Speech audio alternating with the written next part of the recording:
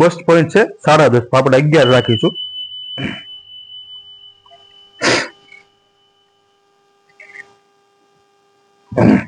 તો આ બધી જ લાઈનને એક લાઈનમાં સ્ટ્રેટ લાઈન દોરી છે.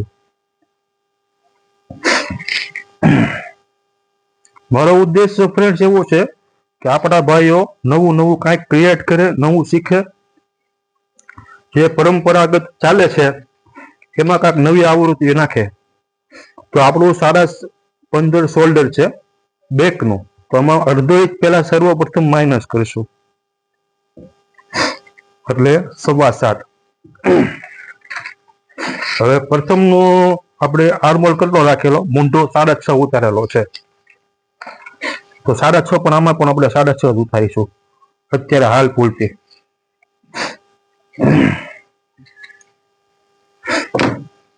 બરોબર છે ફ્રેન્ડ્સ.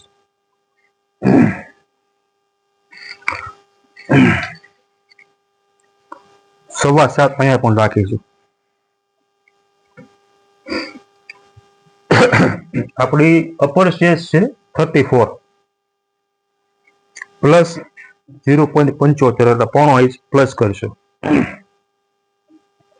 એટલે આવશે 9.25. અને કમર છે 29 એટલે આવશે 7.25. બરોબર છે ફ્રેન્ડ્સ. અને 1.5 ઇંચ આપણે માર્જિન રાખેલું.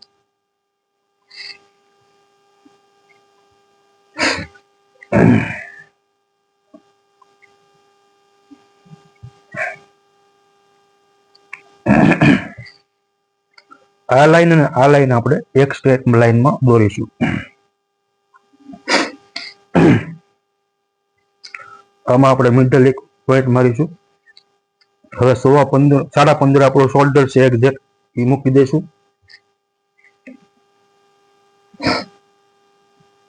જો ફ્રેન્ડ્સ, આમાં થોડોક આપણે પાછળનો બગલ થેલો અથવા મૂંઢો થોડોક ઉતારવો પડે છે. એનું કારણ છે શોલ્ડર મોટું થયું એટલે નીચે આવશે, પણ કેટલું આવશે એ આપણને હજી ખબર નથી. સર્વપ્રથમ આપણે પહેલા આર્મહોલની સહાયતાથી એનું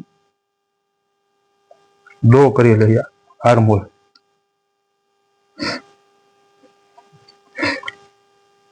આપણે એપેક્સ પોઈન્ટ આપણે રાખેલો 4 ઇંચ.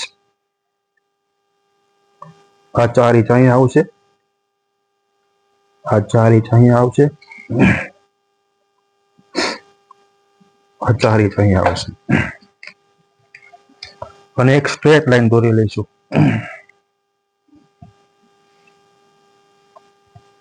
તમને એમ થતું હોય છે કે પાછળનું બેક સાઈડનો ટક્સ કેમ ન લીધો. હવે તમે આગળ જોતા જજો કે બેક સાઈડનો ટક્સનું ક્યાંથી અને કઈ રીતે આપણે કન્વર્ટ કરીએ છીએ.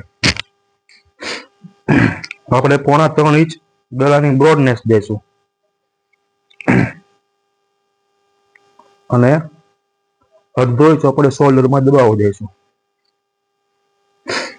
અને પાછળથી પણ આગળ 2 ઇંચ શોલ્ડર ઓછું કર્યું એમ પાછળથી પણ અહીંયા આપણે 2 ઇંચ ઓછું કરીશું. તો સર્વપ્રથમ અહીંયાથી કટ લઈને અહીંયા સુધી મારવાનો છે આપણે ફ્રેન્ડ્સ.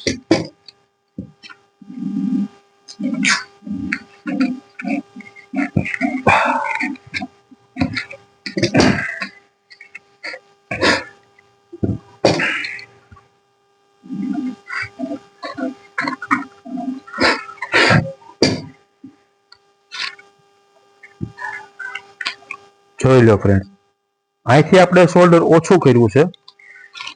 હવે એનું રિએક્શન અહીંયા આવ્યું.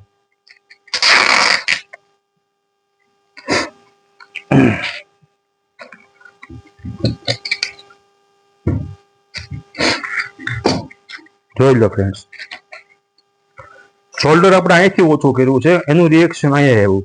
જેટલા ટક્સ આપણે જરૂરી છે બોડી પ્રમાણે એટલો ટક્સ આમાં આવી ગયો. બરોબર છે ફ્રેન્ડ. હવે આપણે એક વખત આર્મહોલ ચેક કરી લઈએ. આર્મહોલ કેટલો જોવે છે આપણે. જો આપણે ફ્રન્ટમાં આર્મહોલ આપણે તો 9 ઇંચ, અહીંયા જો આપણે લખેલું છે 9 ઇંચ, તો આપણે બેકમાં પણ 9 ઇંચ આર્મહોલ જરૂરી છે.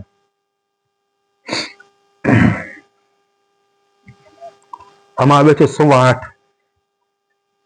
તો આપણે હજુ 1/2 ઇંચ નીચે ઉતારવો પડશે આર્મહોલને.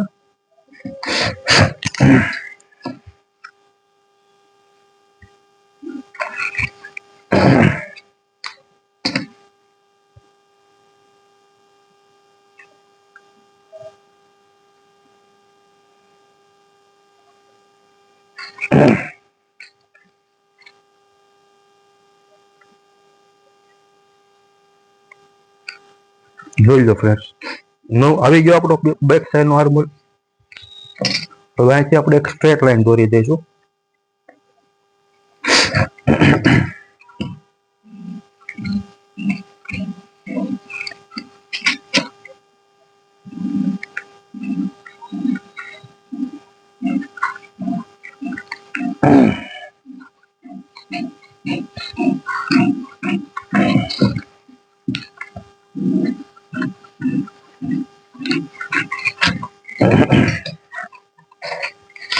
જો સર ફ્રેન્ડ્સ, આપણે અહીંથી જે શોલ્ડર ઓછું કર્યું એનું રિએક્શન અહીંયા આવ્યું.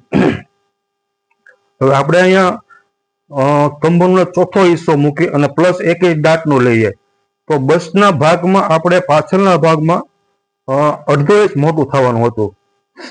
અહીંયાથી અહીંયા જો આપણે 1 ઇંચ મોટું કરીએ તો અહીંયા એનું રિએક્શન પણ અહીંયા આવવાનું હતું. પાછળના ભાગમાં રેન્કલ પડવાની 100% ચાન્સીસ રહે. એટલે બેક સાઈડ હંમેશા ટૂંકી હોય છે ફ્રન્ટ સાઈડ કરતા. એટલે જે કાંઈ પણ લૂઝિંગ હતું આ બધું આપણે આગળ લઈ લીધું.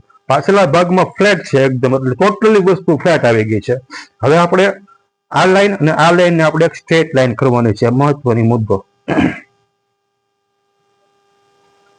જોઈ લો ફ્રેન્ડ્સ એક વખત, આ લાઈન અને આ લાઈન.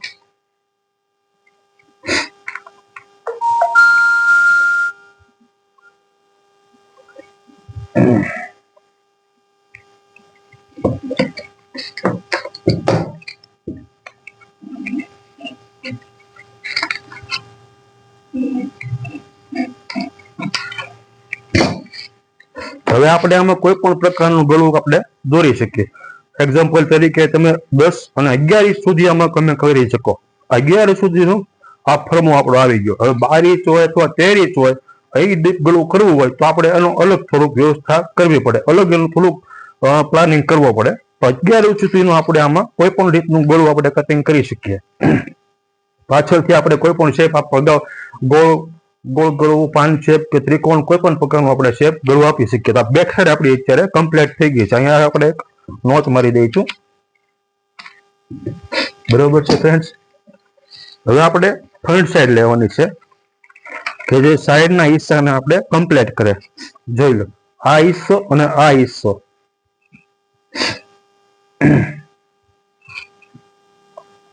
આ હિસ્સો અને આ હિસ્સો એક્ઝેક્ટ આપણે લેવાનો છે.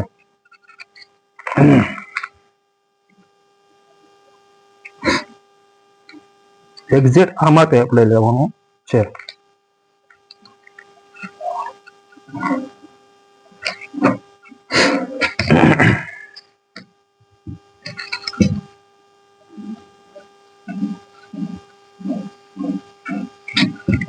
બરોબર છે ફ્રેન્ડ્સ. હવે આપણે આ જે ખૂણો પડે છે એને ફ્રેન્ચ કરવાની સહાયતાથી એકદમ રાઉન્ડ શેપ આપી દઈશું.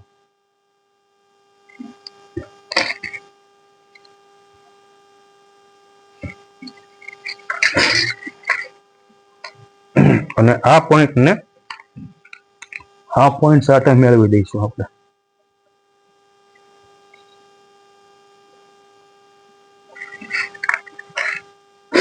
આ પોઈન્ટ તમે અહીંયા પણ રાખી શકો, અહીંયા પણ રાખી શકો. હવે આ જે પોઈન્ટ છે ફ્રેન્ડ્સ, એને તમે અહીંયા પણ લઈ શકો અને અહીંયા પણ લઈ શકો. આપણે કોઈ પણ જગ્યાએ લઈ શકીએ. અહીંયા જો લઈએ તો એકદમ સ્ટ્રેટ લાઈન આવે છે, અહીંયા લઈએ તો અહીંયા પણ કોઈ પણ પ્રકારની એન્ડમાં અહીંયા ટૂંકમાં લેવો જરૂરી છે. તો આપણે ઉપર થોડોક લઈએ. બરોબર છે ફ્રેન્ડ. તો હવે અહીંથી આપણે આ લાઈનને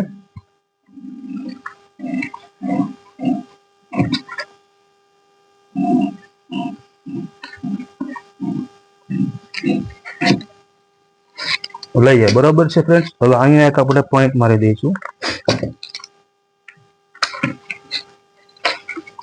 તો અહીંયા જે પોઈન્ટ આવે છે એને પણ આપણે કર્વ શેપ દેવો પડશે.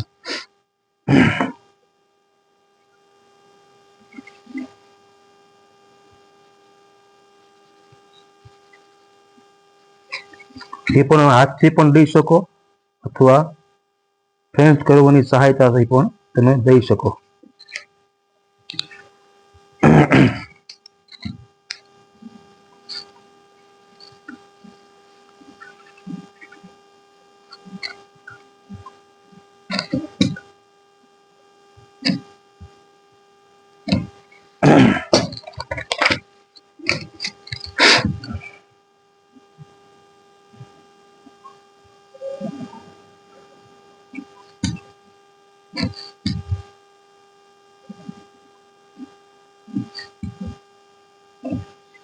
જોઈ લો ફ્રેન્ડ્સ, બરોબર છે. હવે અહીંયા પણ એક આપણે નોચ મારી દઈશું.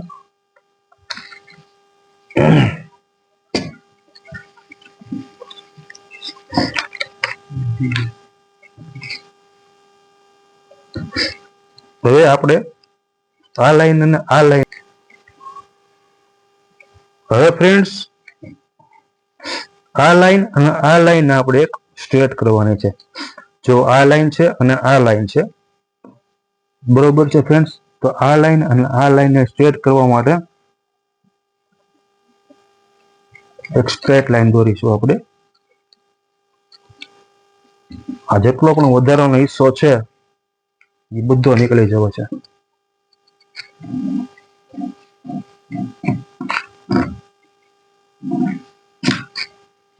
તો આપણું અહીંયા Sabyasachi blouse, sorry, princess cut બ્લાઉઝનું કટિંગ અહીંયા પૂરું થાય છે. જોઈ લેજો ફ્રેન્ડ. આ ફ્રન્ટ પલ્લો છે. આમાં કોઈ પણ પ્રકારનું તમે ગળું કટિંગ કરી શકો છો આગળથી, અને આ પાછળનો હિસ્સો છે. એક વખત ફ્રેન્ડ્સ તમે મારા પ્રયોગ તમે અનુભવ કરજો તો તમને ખબર પડે કે કઈ રીતનું ફિટિંગ આવે છે. પોપ ક્રિએશન આમાં મહત્વનું છે. બ્લાઉઝમાં હંમેશા પોપ ક્રિએશન તમે કેટલું જોવે, કેટલો પોપ પ્રથમ લાવવો, અથવા ઘણા લોકો અહીંથી 3 ઇંચ 4 ઇંચ કે 2.5 ઇંચ લાગતા હોય છે, પણ ખરેખર કેટલો પોપમાં કેટલો દાંત દેવો એ એમાં ખબર નથી હોતી. એટલે પરફેક્ટ કેટલો પોપ જોવે એ આમાં આવી જઈ શકે. તો તમને કદાચ વિડીયો ગમ્યો હોય તો લાઈક કરજો, શેર કરજો, અને ન સમજાય તો કોમેન્ટ કરજો. તો મળીએ આવતા વિડીયોમાં. જય શ્રી કૃષ્ણ.